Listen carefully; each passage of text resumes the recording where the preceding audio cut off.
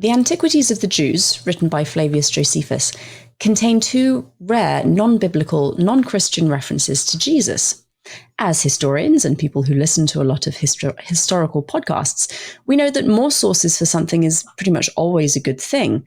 But do these references in particular strengthen the case for the historicity of Jesus, or are they merely records of hearsay?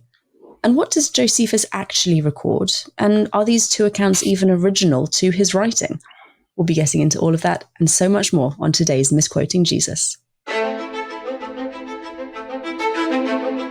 Welcome to Misquoting Jesus with Bart Ehrman, the only show where a 6-time New York Times best-selling author and world-renowned Bible scholar uncovers the many fascinating, little-known facts about the New Testament, the historical Jesus, and the rise of Christianity. I'm your host, Megan Lewis. Let's begin. The work of Flavius Josephus is an invaluable source for ancient historians, including scholars of the New Testament and early Christianity.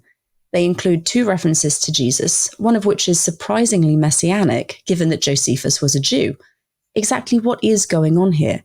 And can these references provide more information on the historical Jesus than the New Testament alone? Before all of that, Bart, how are you doing this week? Yeah, I'm brain dead, thanks. Yeah. Look, almost everybody has a job that's hard, and hard in different ways. And academic jobs are hard in ways that, some are and some aren't. But I mean, when you're doing like serious academic work, it's just brain draining and it's emotionally exhausting. And so I've done a lot of jobs in my life, but I mean, man, I'm brain dead. I've been doing a lot today, academic, thinking. I was going to say, even though it's the summer, you've been very overscheduled, I feel. Well, yeah, but I'm following your model. It's not a good model to be following. It's not something I recommend. Yeah, well, yeah, I know. So how are you this week? Yeah, good. All good. Not as brain dead as you, I suspect, because I'm taking a stand and refusing to do any academic anything during the summer, apart from talking to you, obviously, because with the children home, it's just not going to happen. Well, no. Plus, I mean, you're dealing with children. I got to tell you, that's exhausting too. Yes, yes, it is. Wow, good on you. Oh, got to love them. Now, so we have multiple children and a couple of cats. You have a dog, and I was wondering, because we talk about her semi-regularly when you're in your mountain house. What happens to Nina when you're in the UK? Yeah, so we have never ever put Nina in a kettle. What we always do is we get house sitters, and it's actually a pretty nice deal. So it's usually a graduate student, either one of mine or one of Sarah's, and it's never ever anything like we make one of our graduate students do it. It's not like that at all. We put out, we'll ask people, you interested in doing this? And it's, we pay them for it and they get our house. I mean, our house, we have this really nice house that, among other things, my favorite room in the house is I have an exercise room in the basement that, with a cross trainer and kind of TV there and the weight machine, but a fully functioning steam room. And so I tell people, okay, so yeah, you use the steam room, you use the house, it's nice on an acre of land. Really nice up against a forest. And we pay them. And Nina loves every human being on the planet. She is the worst guard dog, because if the robber comes and breaks in, Nina will go up to be petted. I mean, she'll say, oh, eager to be petted. It's like, oh my God. So yeah, a new friend at 3 a.m. It's a new friend. So she's like the most loving creature on the planet. We just, so she's great. So we always want to, we like having a human being there, and the graduate students are always great because they're really, we always get somebody who likes animals and who wants to, they can use our studies and they can use our books and they can use whatever. And so sounds like a really nice deal, to be honest. Yeah. But so you got cats, right? So, and fish. Lots of fish. So I mean, somebody's got to feed these things, right? And so the fish are usually okay for a couple of weeks, as long as we feed them right before we go. Yeah. What? You just dump a bunch. We also very rarely all leave at the same time. Josh, his job doesn't let him take long periods of vacation. So if I'm going to the UK for a couple of weeks with the kids, normally Josh is just home. So if we all go away for any period of time, it's probably a long weekend. And the cats, we've got neighbors who kind of employ their kids to come and feed the cats for us. Yeah. But yes, at some point I would like to try and drag Josh out of the country to actually have a break, because he's even worse than I am. He just doesn't take a break. So at some point we'll need to work out what to do with the fish and the cats when that happens. So there's one very good argument for taking breaks, and that is longevity. Yes. If you're under stress the whole time, man, just like why? He's not stressed. He genuinely enjoys all the work he does, and he likes his academic stuff far more than his actual day job. So he'll go to his day job and do all the work he needs to do, and then come home and relax by writing a commentary on Leviticus. Because why would you not do that as a mode of relaxation? Okay. So he does okay. Whatever floats your boat. Okay, we should get into Josephus. Now, why is it important to talk about both Josephus and then what Josephus says about Jesus? So, the first century of the Common Era, so the century that of the first century Christianity, first century of the Common Era, is really important for not just for Christianity, but also for understanding the development of Judaism. Is a really important century for how Judaism became later to become the kind of Judaism that has informed Judaism today. And so how do we know about the first century, what was going on, especially in Israel? We have a source. I mean, we have other things. We have archaeological findings, and we have other writings here and there. But we have a historical source that is an expert who actually wrote about all of that. And so Josephus, we'll talk about more about what he is, but he's important because he's our primary source of information about what was happening in Israel in the first century in Israel. Who is Josephus then, and when was he writing? Right. So Josephus, Josephus was a Jewish author, historian. He was born 4 or 5 years after Jesus died, and he lived until the year 100. He was a elite. He was from a priestly family. He was one of the wealthy elites in Israel, and so he was well educated. At one point, when there was the Jewish uprising against the Romans in the year 66, I think he must have been about 29 years old, he was appointed to be a general of the Jewish forces fighting the Romans up in the Galilee area. And so I'll give you a bit of a biography. Do you want a biography? I'm going to give you a bit of a biography. Absolutely. Okay. So he was leading the Jewish troops, and the Jewish troops had no chance against the Roman legions. I mean, it was not going to be pretty. And Josephus' troops were defeated, and they were surrounded. And he and his troops were in a cave, and the remaining troops. And they decided that rather than be taken prisoner by the Romans, they would commit a mass suicide. And so they did a suicide pact. We know about this from Josephus himself. They did a suicide pact where every soldier drew a number. And so if you were one less than the guy ahead of you, then you would kill that person. Then the person behind you would kill that person.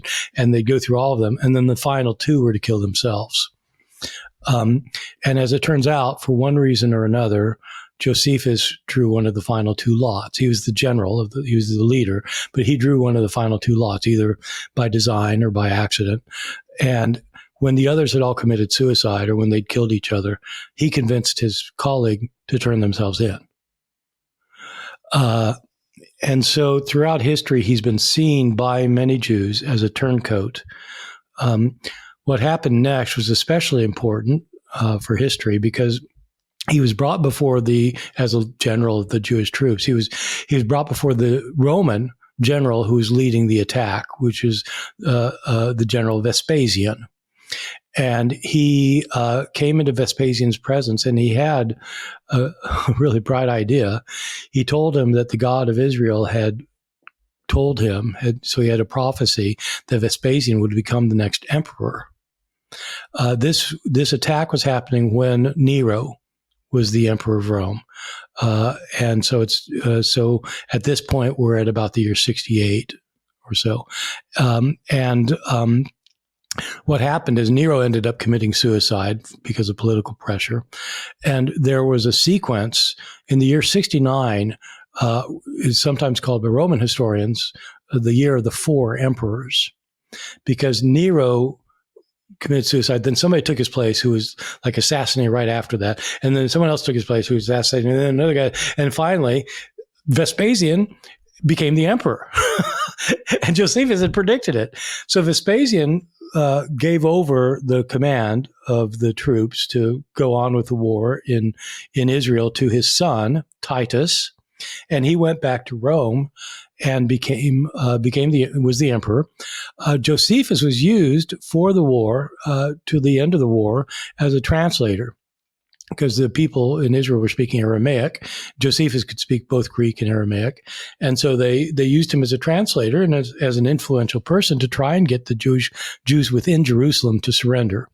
Jerusalem was laid under siege. It was a horrible siege that led to massive starvation, and reports of cannibalism within the city is really quite awful. And Josephus tried to persuade them that they weren't going to succeed and they needed to surrender, and they didn't. And Jerusalem was leveled and the temple was burned, and many, many, many people were crucified by the Romans. And so Josephus was taken back to Rome, and Vespasian appointed him as a court historian. And he lived out his life in Rome, writing books as a historian. And so he wrote a 6-volume work of the Jewish War that he had just participated in. And then about 20 years later, he wrote this book. He finished writing the book, The Antiquities of the Jews, published it, I guess, in the year 93 of the Common Era. And it traces the history of the Jewish people from Adam and Eve up to his own day, with the heavier emphasis on events closer to his own time. Now, the book that we're interested in is The Antiquities of the Jews. Do we know why he was writing this book? Well, yeah, we have pretty good information about Josephus because we have these two books. We have another book that is a kind of a defense of Judaism against charges by outsiders who don't understand it. And he left us an autobiography. And so we have pretty good information, but he doesn't go into great detail about why he wrote this. But the Antiquities is meant to be a kind of compendium to explain Jews to themselves, their history, and to the Romans, so the Romans can understand better who Jews are. There were not persecutions of Jews widely in the Roman world at all. The reason for the destruction of Israel is because the Jews started an uprising. They attacked the Romans, and so the Romans responded. And so it wasn't because they weren't being persecuted for being Jewish or for following the Jewish religion. They were being attacked as a military force. So there wasn't persecution of Jews, but there was a lot of misunderstanding about Jews, and in places, Jews didn't have a good time. But so he wrote this in order to explain Judaism and its history, both to the Jewish people themselves and to the Romans. We are going to take a very brief break, and then we'll be back to explore exactly what Josephus says about Jesus, why he says it, and what historians think may have been changed. Most scholars agree that the Gospel of Mark was the earliest gospel written, and that it offers the most historically accurate depiction of Jesus among all of the Gospels. But scholars don't stop there. They also seek answers to pressing questions, such as whether Mark had first-hand knowledge of Jesus' life, or if most of his information was second, third, or fourth-hand, or if perhaps he was just making things up. Scholars also ask whether later copyists of Mark's Gospel changed what he said to create a different story, and have any of those changes led readers away from Mark's original message. Join Dr. Bart Ehrman in an online course, Jesus, the Secret Messiah, revealing the mysteries of the Gospel of Mark, and uncover the fascinating answers to these questions. In this 8-lecture course, you'll also discover why Mark shrouds Jesus' true identity in his Gospel. Was this a true historical depiction of his followers' view of Jesus during his ministry, or is this simply part of Mark's literary agenda? Find out today by visiting bartehrman.com/Mark. And as always, please use the code MJPodcast for a special discount.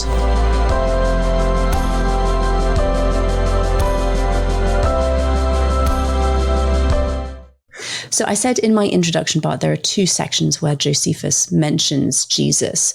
I'm going to read one of them, and then if you could give your thoughts on it, that would be really helpful.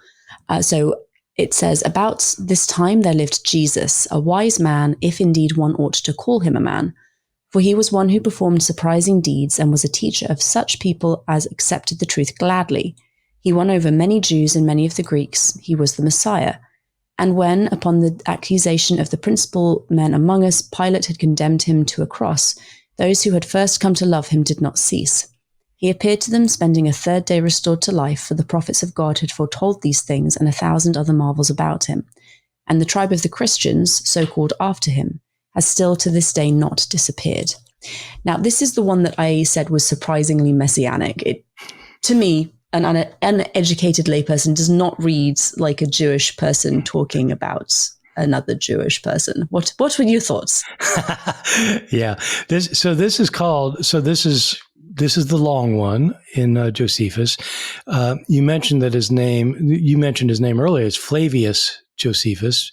The Flavius is because this is background into what I want to say about what you just asked. Flavius is because Vespasian's family was called it's the Flavian dynasty.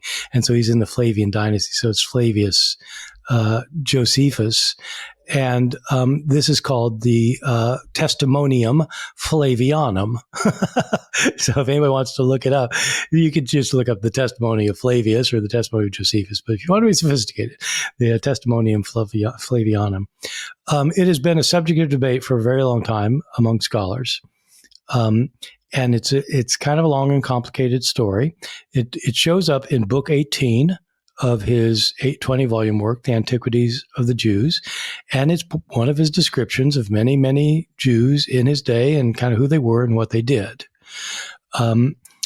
There are parts of this testimony that do not sound, as you say, like a non-Christian Jew would write. We are completely confident that Josephus never converted to Christianity. This is not much of an issue. And we have his autobiography, among other things. But so how is it that he would describe Jesus and call him the Messiah and say that he fulfilled the prophecies and that he's raised from the dead on the third day? What? And so that's the question. How is this possible? There are three, there are basically two solutions to this. I mean, one solution people tell me is, well, maybe he converted. So I got rid of that one already. The second solution is that the entire thing is forged, that somebody stuck it into Josephus' writings. A Christian put that into a manuscript of Josephus. The third option is that there's an essential part of that actually Josephus wrote that a later Christian scribe added a few lines to here and there, a few words and lines to. The majority opinion among scholars is that it's the third option. I don't know any scholars who hold the first, that he converted. There are some who have argued that the whole thing is forged and added to Josephus, but I don't believe that's the majority view. There are a couple of very fine Josephus scholars who hold that, but on the whole, no. And for reasons I'll point out in a minute. But what I'll say is that the idea that a scribe might have womped up this saying a little bit by adding that Jesus is Messiah, fulfilled prophecy, raised from the dead, the idea that might have happened is not at all implausible. Because, as I mentioned earlier, Josephus was seen as a turncoat among Jews historically, and many even today see him that way. And this book was not preserved by Jewish scribes. It was copied by Christian scribes, just as Christian scribes copied other books from antiquity. They copied Plato sometimes, or Aristotle, or Euripides, whatever. But they somebody copied this, and so that's how we have them. This is how we have it.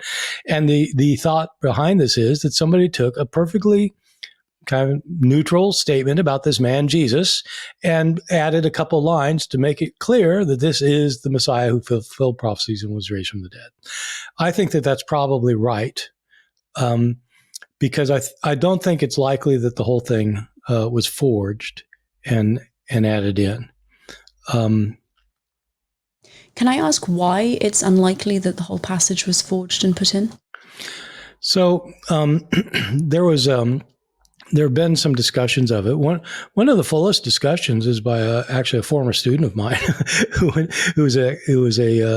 he went to Duke. He did his graduate work at Duke, who wrote an article arguing that, in fact, the thing was forged by the church father Eusebius, the 4th century church father, who then who somehow managed to get it into a manuscript of Josephus. And this fellow's argument was that if you actually look at it, the style and the comments in here are very similar to what you find in other passages of Eusebius. And so it makes better sense that a Christian stuck it in and that it was Eusebius. So, yeah, okay, it's a good argument, although it doesn't seem to work. Other scholars have pointed out that, in fact, stylistically and in other ways, apart from the he is the Messiah language, it actually fits quite well with Josephus, better with Josephus than with Eusebius. And if Eusebius was inserting stuff into Josephus, you'd think he'd do more than this a little bit. You could really womp it up if you wanted to.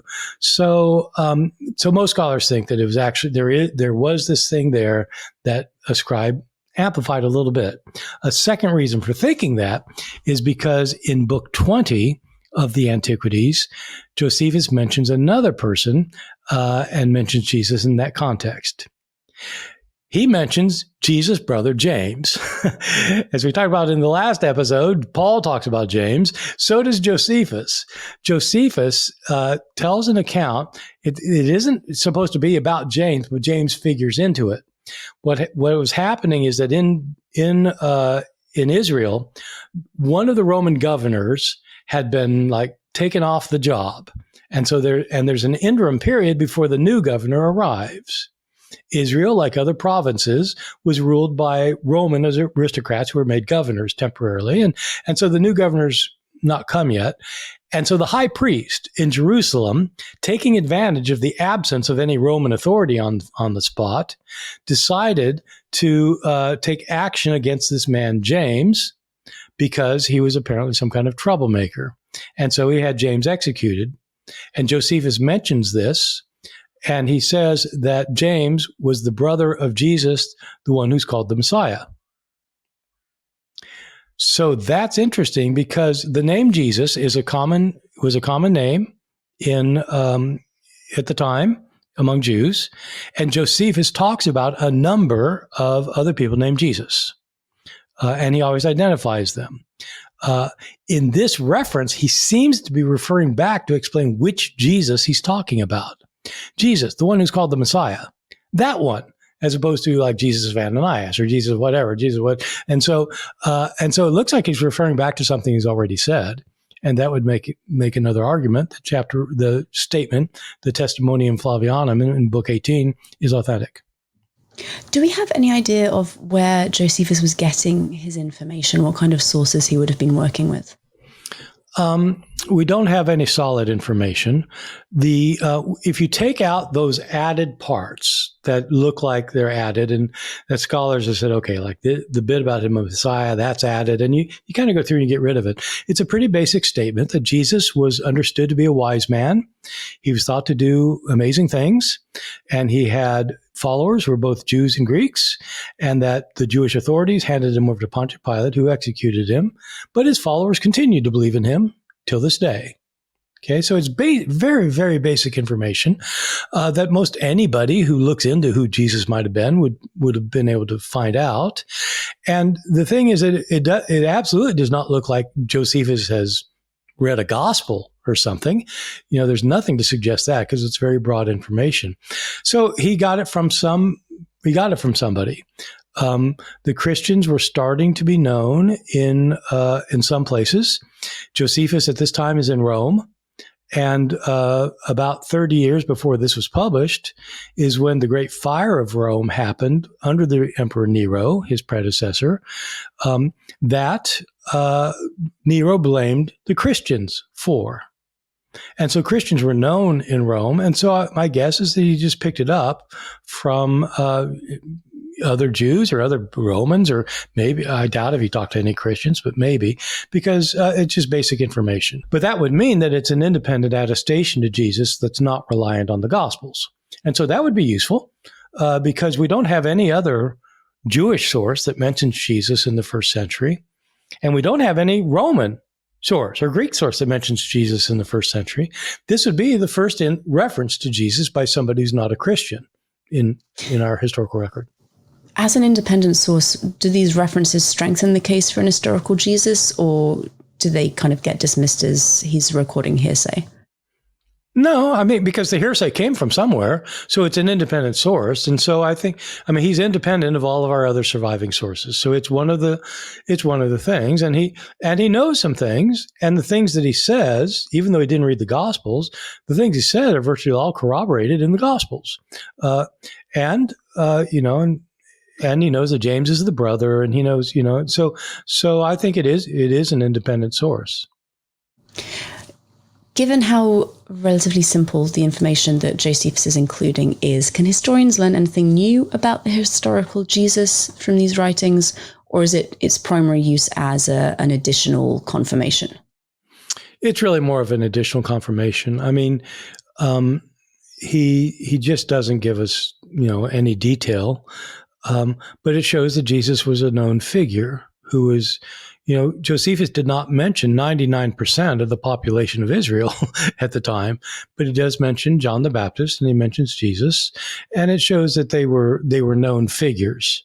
And so when my students are interested in learning about the historical Jesus, I tell them what the situation is. That we don't have any references to him in the first century except for Josephus, and that we don't have any pagan references to him until Pliny the Younger, about 20 years later in the year 112 or so. And then you start getting references to Jesus. So you don't get much information about Jesus outside of Christian sources. So whenever you got one, it's like, wow, that's nice. That's good. We got something here. And so it's not, in this case, it's not really about what does it tell us what Jesus said and did, although he says he was known to do fantastic things, and he was thought to be a wise man and to deliver teachings, and so that's all good. But it does show that that against people who today call themselves mythicists. Mythicists are people who think that Jesus is entirely a myth, that he's entirely made up. There's nothing to it, completely made up. Well, this would speak against that. Josephus has information, and it corroborates other information that we have without being dependent on them. So for that purpose, it's really good. Thank you so much. We are going to wrap up there. We're going to go to some news on upcoming events, and then Bart is going to have a scholarly recommendation for us after that. This is Bart's Weekly Update, where we get to catch up on all the latest about Dr. Ehrman's book releases, speaking engagements, ehrmanblog.org happenings, and online course launches. So, Bart, we've talked a lot about cruises and paid courses recently, but I wanted to make people a little bit more aware that there are free courses that you offer on your website so that they can go and have access to some additional information without having to pay for it, because people don't always have the spare change lying around for those kinds of things. So I wanted to ask you about the course you have, which is called Why I Am Not a Christian, How Leaving the Faith Led to a Life of More Purpose and Meaning. And I know we've kind of touched on this in the podcast before, but this is a much more in-depth exploration. So could you talk a little about that for us? Yeah, well, for these courses, they tend to be academic courses in the sense that we're dealing with the New Testament, early Christianity, and trying to see what scholars have said and presenting that for a broad audience, and just show how interesting and important this material is. But we do have free courses, and some of them are that kind of thing too, just free for anybody who wants to watch them. But this one, I decided, I get asked a lot about what happened and why I left the faith and why I don't believe in God anymore. And I thought it might be nice just to kind of lay it out there in a video form about that. It's not meant to deconvert anybody or to convert anybody, but it's to explain, why I left the faith and why I'm not a believer. I don't believe in God. I don't think if somebody asked me, is there a superior being? I mean, really, I have no more idea than anyone else. So I'm an agnostic in what I know, but in terms of what I believe, no, I don't believe that there is a God. And I try to explain, what it is about the world that makes me really think there is no God, in contrast to what I used to think, which is that I knew a lot about God and about Jesus. And I still have the same historical knowledge about Jesus, but why don't I believe anymore? Either as a Christian or just as a theist generally, why don't I believe there's a divine being? And I lay that out. And so the course has gotten a lot of good reception. I've gotten a lot of email about it because it's trying to address other people who are wondering or thinking or who are themselves leaving the faith, but also people who are faithful too, because I think that it's really important to think about what real problems somebody has with faith, even if you believe. Because if you continue believing, it's going to make you a stronger believer. Because you're going to have to think about how you deal with complicated issues that lead other people not to believe, but you've got something that's satisfying to you about it, or at least you think, I can't solve this issue, but I still believe anyway. I just think it makes you stronger in your faith. And so I think if you're a believer, and it helps people who are doubting. So anyway, that's the point of the course. And I had a great time doing it, and I've gotten good feedback on it. And the best thing is it is absolutely free. So people It is. It is. And it's a free 4 45-minute lectures with a Q&A. So that's a lot of content and really delves into all of the reasons and the questions behind that, because I know questions come through quite regularly on the Misquoting Jesus question line. So this is the place to go if you have those questions. Yeah, a lot of the courses I do that are free are like one lecture things, but 4 lectures. This is, so this is, But the thing is, it's so much fun to do because it's just, talking about things that are really important to me and important to other people. Absolutely. If people are interested, you can go to bartehrman.com. The full web address is bartehrman.com/why I am not a Christian, and there are hyphens in between each word. But you can also go to bartehrman.com, click on the courses button, and scroll all the way down to the bottom of the screen, and that will get you where you need to be. We are going to take a very brief transitionary break, and then Bart is going to do a scholar spotlight where he's going to tell us about an academic that he thinks is doing interesting work and worthy of our attention. Interested in the most influential scholars of the New Testament and early Christianity? In this segment, Bart shines a light on a scholar making waves in the world of biblical studies. It's time for Scholar Spotlight. So, Bart, who are you recommending for us this week? Right. So one of the prominent people in the field of New Testament early Christianity studies is Paula Fredrickson. She has been for a long time a professor at Boston University. She did her PhD at Princeton University. She is an outstanding scholar of 2 fields that are normally kept unrelated.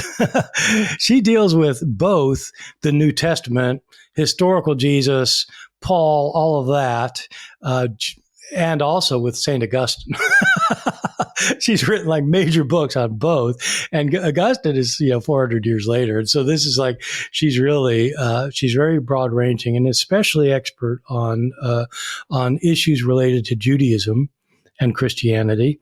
She's going to be, last year I did this conference, the New Insights into the New Testament, where we did the thing on the Gospels. And I really wanted her to come to that, but she had a scheduling issue.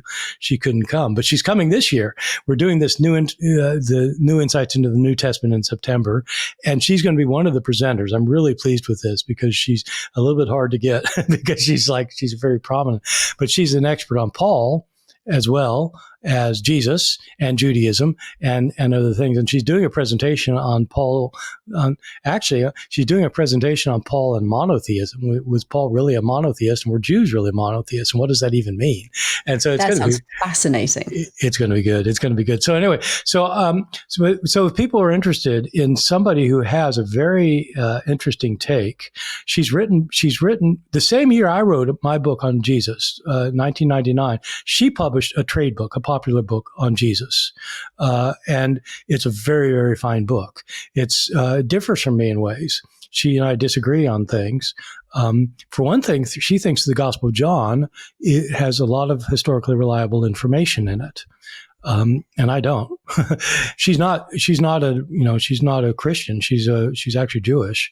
But she just thinks historically it does. And, so she has stuff on that, but that's really interesting on the New Testament, Paul, Jesus, but also, on St. Augustine. And so she's a great person to talk to because her knowledge is extremely wide-ranging. She's very sharp, very witty, and her books are really worth checking out. So Paula Fredrickson, and it's Fredriksen.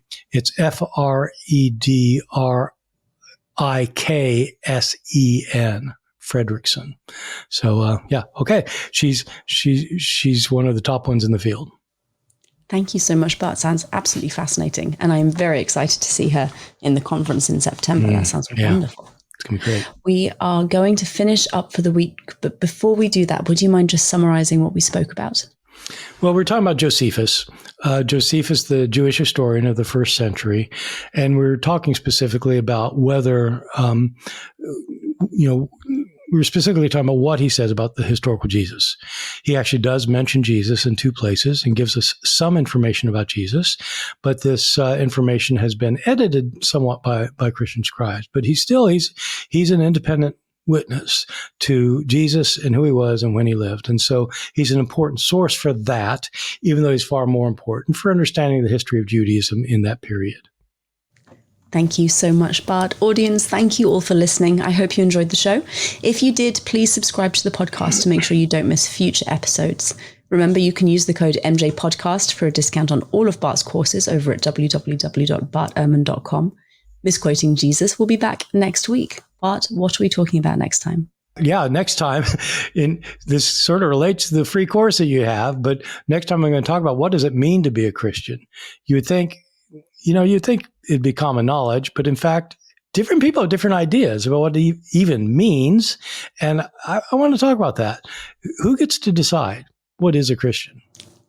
An excellent question. Join us next week to find out. Thank you all and goodbye.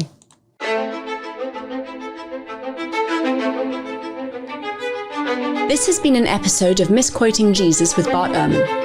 We'll be back with a new episode next Tuesday, so please be sure to subscribe to our show for free on your favorite podcast listening app or on Bart Ehrman's YouTube channel so you don't miss out. From Bart Ehrman and myself, Megan Lewis, thank you for joining us.